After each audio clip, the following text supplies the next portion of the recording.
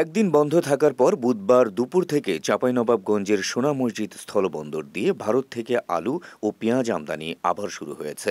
সূত্র জানায়, আমদানি বন্ধের পর থেকে জেলায় আলু ও পেঁয়াজের দাম বেড়ে গেছে।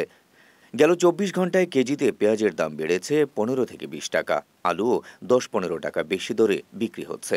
তবে আমদানি শুরু হওয়ায় দাম কিছুটা কমবে বলে আশা ক্রেতাদের। আরিশা ট্রেডার্সের স্বত্বাধিকারী আলমগীর জুয়েল বলেন, মঙ্গলবার সকাল থেকে সোনা মসজিদ স্থলবন্দর দিয়ে পেঁয়াজ ও আলু ভর্তি কোনো ট্রাক প্রবেশ করেনি। কারণ আলু ও পেঁয়াজ রপ্তানি বন্ধ করে দিয়েছিল পশ্চিমবঙ্গ রাজ্য সরকার। বুধবার থেকে আবারও আমদানি শুরু হয়েছে।